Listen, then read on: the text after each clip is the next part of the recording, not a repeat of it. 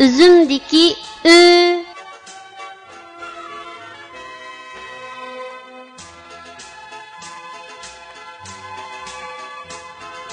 Bu harfning talaffuz qilinishi bundaq. Ü.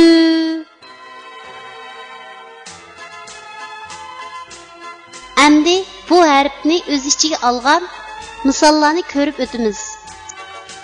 Ü'ning ayrim shakli. Misol 3. Ü'ning ayrim shakli. Misol üzük. Ü'ning ayg'idan olinadigan shakli. Misol gül. Ü'ning ayg'idan olinadigan shakli.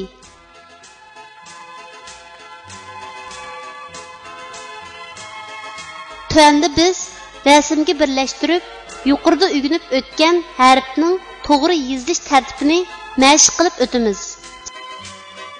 3. Ü harfining ayrim shaklining yozilish tartibi.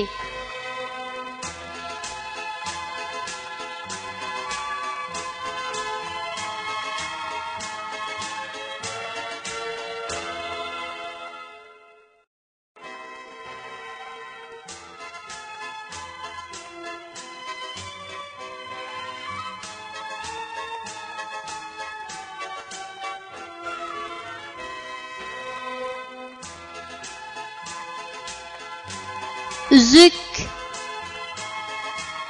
Ü harfining ayrim shaklining yozilish tartibi.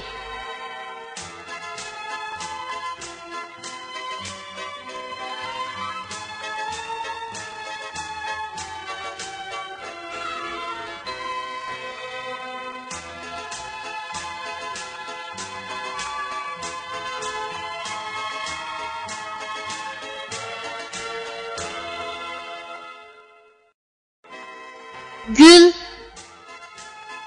Ü harfining ayg'idan olinib keladigan shaklning yozilish tartibi.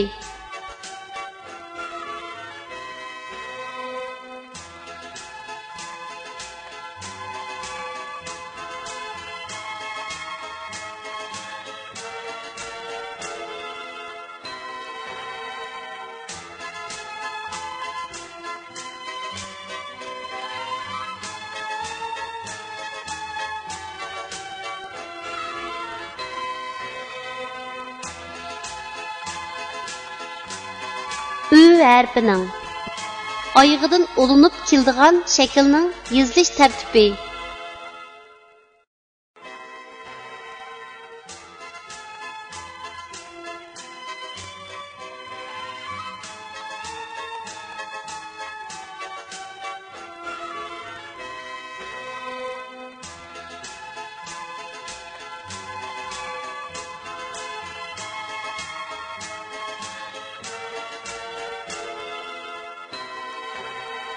Kichik do'stlar, tuandagi so'zlarni menga ergishib o'qinglar.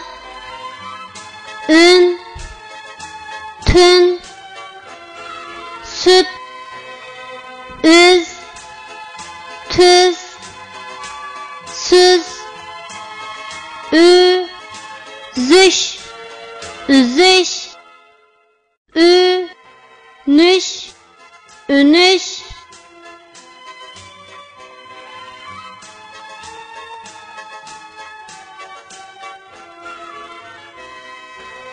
Ürümçi. Ürümçi memleketimizdeki çoğu şehirlerinin biri. O, Şinjan Uyghur Abnum rayonunun merkezi. Şuningdek, siyasi, iqtisod, madaniyat, ma'rif ve ilim-fan merkezi. Ürümçide Xalq Sarayı, Abnum rayonluq muzey, Xalq maydoni, Xalq teatrxonasi ve bir qancha oliy bilim yurtlari bor. Haybatli Qizil tog' Ürümchining husniga husn qo'shib turdim. Bu shaharda har millat bolalari inoq va xushal-xuram yashaydi. Biz Ürümchini qizg'in suyimiz va uni texmi go'zal shaharga aylantiramiz.